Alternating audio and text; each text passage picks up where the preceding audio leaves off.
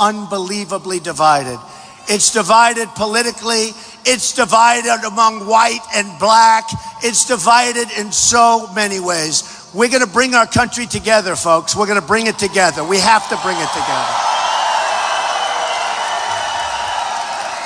And people don't know that about me. I bring people together. You know, when I say that sometimes, I'll get a snicker from the wise guys in the press. It can't get worse than it is right now. You have African American youth, 59% unemployment. You have African Americans in their prime, just so badly treated in terms of unemployment. We're going to bring this country of ours, we're going to bring it together. You know, our theme is Make America Great Again, right? Well, honestly, we want to make it great for everybody. We want to make it great for everybody. And we're going to do it. We're going to bring it together. So when I came down, I said to my wife, and let me tell you, it takes guts to run for president. I'm not a politician. I never did. I've employed tens of thousands of people over the years. I've employed thousands and thousands of Hispanics. That's why I'm doing well with Hispanics. They understand what's going on. But, and I'll give you an example. The United States government has a job that they're putting out to bid. They put it out 2 years ago. Oh, I hear a noise. Hello? Hello? Is that a friendly noise or an unfriendly noise? All right. Goodbye, darling. Never ends. Never ends. Never ends. That's all right. That's all right. That's all right. Goodbye. By the way, do we love our police? They do such a great job. They do such a great job. They are so underappreciated. And do we love our vets? We're going to take care of our vets, folks. And we're going to rebuild our military. It's totally depleted. We're going to rebuild our military. Bigger, better, stronger. And nobody's going to mess with us again, folks. Nobody. Nobody.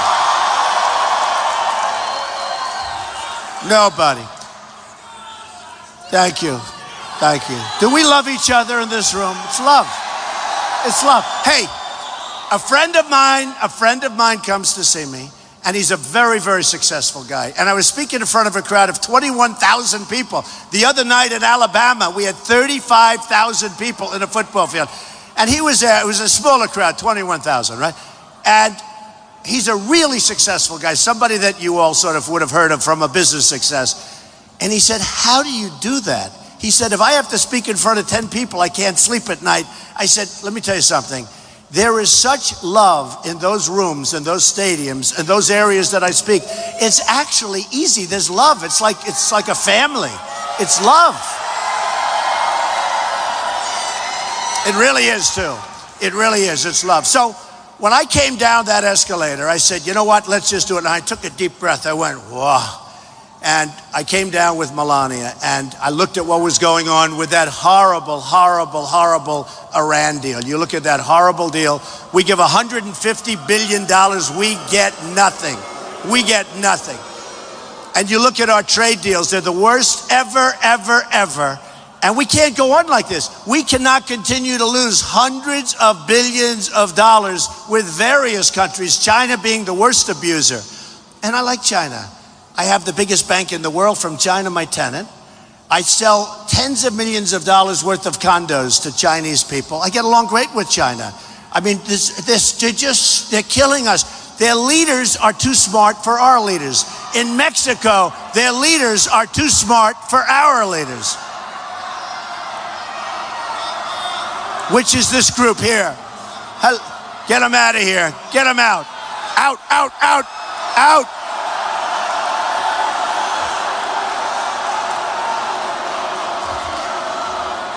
Is a Trump rally the most fun? Seriously, right? You know, I had two yesterday. We went to Virginia, we went to Georgia. We had two great rallies, big rallies, lots of people, thousands and thousands of people. The first one had quite a few protesters. We had to stop about 3 or 4 times. The second one had none.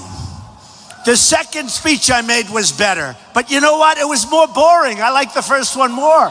I love my protesters. We love our protesters, right? So anyway, so what's happening is China this year we're going to have a trade imbalance. We're going to have disruptive. I call it disruptive because that's what it is. But we're going to have a trade deficit of $500 billion, folks. It's not happening anymore. Not going to happen anymore. They've taken our jobs. They've taken our money. They've taken our manufacturing. They've taken our base. Not going to happen anymore. And then I have these guys. I'm a free trader. But free trade has to be smart trade. It has to be equal trade. We can't let these people, these so-called eggheads, and by the way, I guarantee you, my IQ is much higher than theirs, all right? You know, somebody said the other day, yes, well, the intellectuals. I said, what's intellectual? I'm smarter than they are. Many of the people in this audience are smarter than they are. The intellectuals, you know, like they're smart people. These are the same people, the pundits. I could tell you every one of them. I mean, I know them so well. I hate to mention their names because you give them credit. But no matter what you do, it's never like up to them. The pundits. So they're saying, Trump will never run. Then I run. Then they say, oh, this is terrible. Then they say, Trump will never sign Form A. That's where you sign your entire life away. I signed Form A. Then they say, well, Trump will never put in his financials because maybe he's not as successful as people think. And then I put in almost 100 pages on time. I didn't even ask. They said he'll ask for delays. I put them in. I had accountants working almost 100, working around the clock. And the numbers turned out to be far, far, far bigger, better assets. I have the best assets in the world, very little debt. Tremendous cash flow. And I don't say that in a bragging way. I say it because that's the kind of thinking that our country needs. We need that kind of thinking.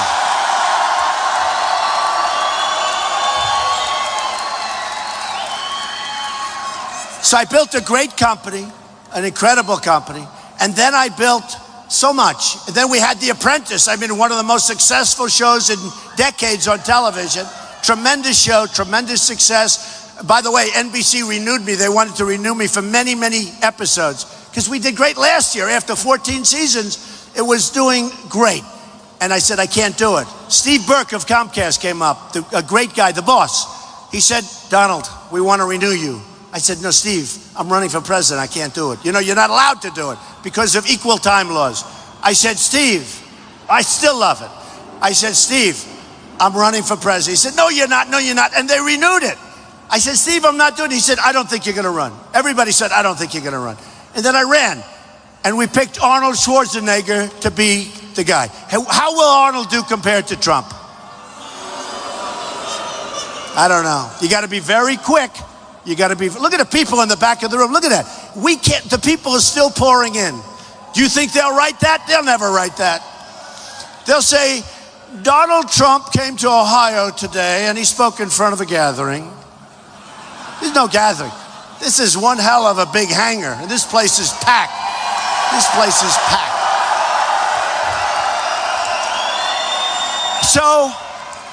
So I give up a lot. I mean, I give up a 2-hour primetime show. I give up deals. I give up a lot of things. I've written many books, bestsellers, many bestsellers. The Art of the Deal is the #1 selling business book of all time.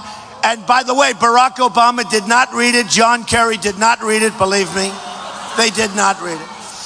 So I came down the escalator and I said a little thing about trade. And I said, this is going to be about trade. And then during the speech, I said, illegal immigration. I started talking about it. Believe me, folks, illegal immigration has turned out to be one of the really big factors in this entire campaign. You wouldn't even be talking about it. You wouldn't be hearing about it if I didn't take all that heat and mention that in my first speech. You wouldn't even be talking about it. And then it turned out that illegal immigration is a much bigger deal than people understood. The crime is incredible. And then you see Kate, beautiful Kate in San Francisco, get shot in the back by a guy that's been here 5 different times he came over, and probably a lot more than that. And then you see other things. Jamil, whose father is an incredible guy who I got to know. He became a friend of mine. Jamil, going to have a football scholarship, great quarterback, great student, going to get a scholarship to the best colleges. And he's a young boy, and he gets shot in the face, 3 or 4 times in the face, going home to see his father, walking on the sidewalk, not touching anybody, not talking to anybody, this great young man. And you see the veteran, a female, 65 years old, raped, sodomized, and killed in Los Angeles. And you know what? And you say, and that's 3. There are hundreds. It's out of control. And then you see what happens with the economy, and you see what's going on with drugs pouring through our system. And drugs in New Hampshire, you know, I won New Hampshire, and I made a commitment to the people of New Hampshire. I said, I'm going to stop heroin from coming in. It's coming in right through. We're going to stop it. We're going to stop it all over the country. But I made a commitment. I'll tell you what, New Hampshire, incredible people, because they sort of got me started. We go to New Hampshire. I wasn't favored to win. We won in a landslide. Then we go to South Carolina, where the evangelicals are unbelievable people.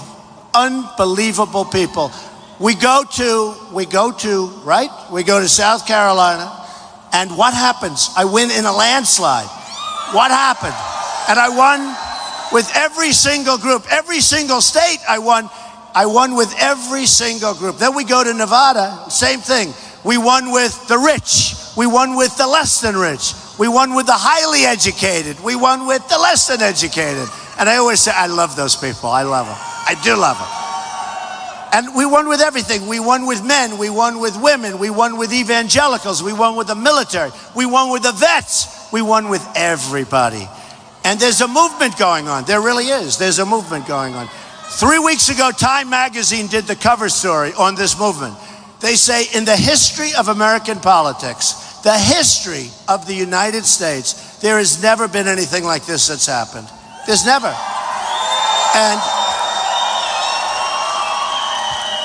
And I've been watching this Nikki Haley, and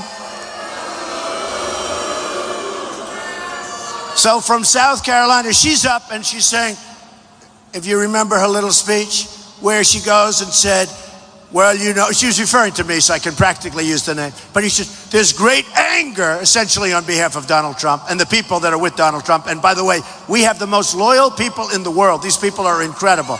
Every poll shows I can do practically anything, maybe even anything, and nobody's going to leave. Leave me if I do something bad, though. That's okay, don't worry, but I won't.